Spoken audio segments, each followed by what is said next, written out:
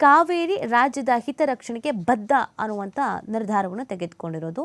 ಕಾವೇರಿ ನದಿ ನೀರಿನ ವಿಚಾರದಲ್ಲಿ ರಾಜ್ಯದ ಜನ ಮತ್ತು ರೈತರ ಹಿತವನ್ನು ರಕ್ಷಿಸೋಕೆ ಸರ್ಕಾರ ಬದ್ಧವಾಗಿದ್ದು 7.5 ಕೋಟಿ ಕನ್ನಡಿಗರಿಗೆ ಅನ್ಯಾಯ ಆಗದಂತೆ ನೋಡ್ಕೊಳ್ತೇವೆ ಅಂತ ಮುಖ್ಯಮಂತ್ರಿ ಡಿ ಕೆ ಶಿವಕುಮಾರ್ ಅವರು ಸ್ಪಷ್ಟ ನುಡಿಗಳಲ್ಲಿ ಭರವಸೆ ನೀಡಿದ್ದಾರೆ. ಅವರೇ ಮಾತನಾಡಿದ್ದಾರೆ. ಈ ಕಾವೇರಿ ಅನ್ನೋದು ನಮ್ಮ ಹಿತರಕ್ಷಣೆ, ನಾವು ಅದನ್ನು ಬದ್ಧವಾಗಿದ್ದು ನೋಡ್ಕೊಳ್ತೀವಿ ಅಂತ ಹೇಳಿದ್ದಾರೆ.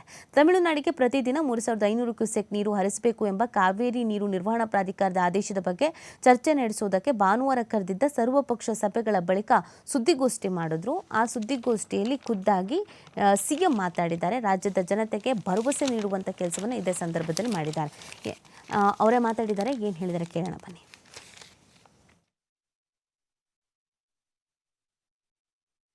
ನಾನು ವೆಯ್ಟ್ ಮಾಡ್ತೀನಿ. ಈಗ ಕೆರೆಗಳಿಗೆ ತುಂಬಿಸೋದಕ್ಕೆ ಏನು ಬೇಕೋ ಅದಕ್ಕೆ ನಾವು ಮಾಡಬೇಕಾಗ್ತದೆ. ಕುಡಿಯೋ ನೀರಿಗೆ ನಾವು ಪ್ರಯಾರಿಟಿ ಕೊಡ್ತೇವೆ. ನಾಲೆ ಬಿಟ್ಟರು ಕುಡಿಯೋ ನೀರಿಗೆ ಮಾತ್ರ ನಾವು ಅದನ್ನು ಗಂಭೀರವಾಗಿ ನಾವು ಆಲೋಚನೆ ಮಾಡ್ತೀವಿ. ಈಗೂ ಕೂಡ ನಾನು ರೈತರಿಗೆ ನೀವು ಆತರ ಪಡಕ್ಕೆ ಹೋಗ್ಬೇಡಿ ಅನ್ನೋದು ನನ್ನ ರಿಕ್ವೆಸ್ಟ್ ಇದೆ. ಖಂಡಿತ ರೈತರಿಗೆ ನಾವು ಗೈಡ್ ಮಾಡಬೇಕು ನಾವು, ಯಾಕೆಂದರೆ ಅವ್ರಿಗೆ ಈಗ ಮುಂದಕ್ಕೆ ಮೊನ್ನೆ ತಾನೇ ನಾವು ಕ್ಯಾಬಿನೆಟ್ನಲ್ಲಿ ಸುಮಾರು 30 ಕೋಟಿಗೂ ಹೆಚ್ಚು ಹಣ ನಮ್ಮ ಆರ್ಟಿಫಿಷಿಯಲ್ ಇಂಟೆಲಿಜೆನ್ಸು ಮತ್ತು ಬೇರೆ ಬೇರೆ ಏನೇನು ವ್ಯವಸ್ಥೆ ಇದೆ ಅದರಲ್ಲೆಲ್ಲ ನಾವು ನೋಡಿ ಮಾರ್ಗದರ್ಶನ ಕೊಡಬೇಕು ಅಂತೇಳಿ ಒಂದು ಮೇಜರ್ ಡಿಸಿಷನ್, ಹಿಸ್ಟಾರಿಕ್ ಡಿಸಿಷನ್. ಕಬಿನಿಲಿ 24,000 TMC ನೀರು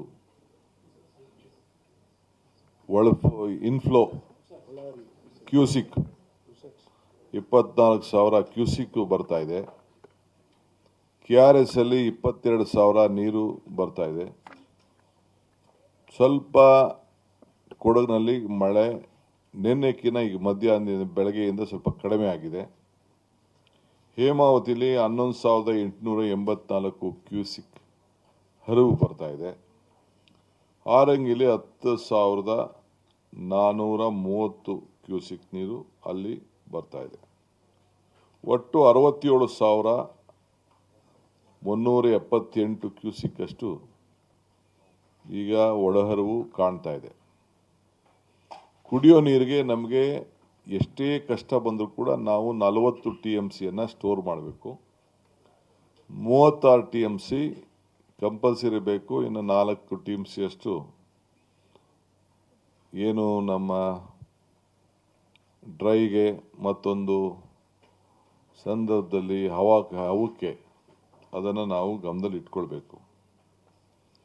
ಈಗ ನಮ್ಮ ಎಲ್ಲ ರಾಷ್ಟ್ರೀಯ ನಾಯಕರುಗಳು, ಇಲ್ಲಿ ಬಂದಿದ್ದಂಥ ಮಾಜಿ ಮುಖ್ಯಮಂತ್ರಿಗಳು ಮತ್ತು ಕೇಂದ್ರದ ಮಂತ್ರಿಗಳು ಅವರೆಲ್ಲ ವಿಭಿನ್ನವಾದಂಥ ಅನೇಕ ಒಳ್ಳೊಳ್ಳೆ ಸಲಹೆಗಳನ್ನು ರಾಜ್ಯದ ಹಿತಕ್ಕೆ ಕೊಟ್ಟಿದ್ದಾರೆ.